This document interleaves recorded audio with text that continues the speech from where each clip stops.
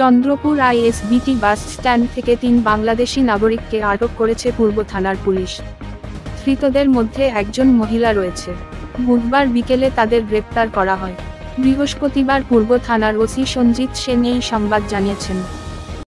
গতকালকে বিকাল ৩টার সময় আমাদের কাছে আমাদের মোবাইল অফিসার ছিল এসআই দিলীপ দাস, একটা ইনফরমেশান এসেছে থানাতে চন্দ্রপুর আইএসবিটিতে এখানে ৩ জন লোক সন্দেহভাজন ঘোরাফেরা করছে।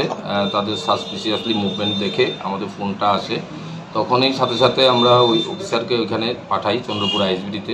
গিয়ে ৩ জন লোককে পায়। তাদের প্রাথমিক জিজ্ঞাসাবাদ করার পর তারা স্বীকার করে, তাদের নাম ঠিকানা বলে এবং তারা বাংলাদেশি হিসাবে তারা স্বীকার করে।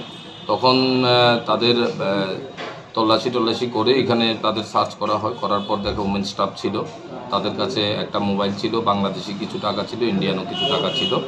তো তাদের এগেনস্টে একটা স্পেসিফিক কেস আমরা নিয়েছি। তারা অবৈধভাবে উইদাউট পাসপোর্ট এবং ভিসাতে তারা ভারতে এসছে।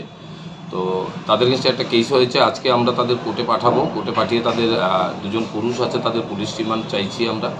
এখানে প্রাইমারি ইনভেস্টিগেশনে যেটা আমরা পেয়েছি, তারা কুমিল্লা থেকে ভায়া সোনামুড়া বর্ডার দিয়ে তারা ক্রস হয়েছে এবং তারা প্রথমে রেল স্টেশনে গিয়েছিল আগরতলা।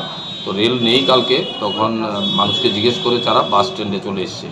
তো তারা অ্যাকচুয়ালি তারা কাজের জন্য, এখনও তাদের যেটা বলা হয়েছে তারা কাজ করার জন্য পাঞ্জাবের দিকে যাবে। তো এতটুকু পর্যন্ত রিভিল হয়েছে। বাকিটা পুলিশ রিমান্ড এনে কে তাদের হেল্প করেছে, কে তাদের আমাদের যে ভারতীয় কে টাউট তাদের পাস করতে সাহায্য করেছে, সেটা আমরা বের করব আমরা ইন্টারোগেশনের মাধ্যমে, এবং তার মোবাইল ডিটেলস দেখে ওই টাউটকে আমরা অ্যারেস্ট করার চেষ্টা করব। তাদের নামগুলি হলো, একজন হলো মোহাম্মদ নূর মোহাম্মদ, মোহাম্মদ আবদুল্লাহ, আর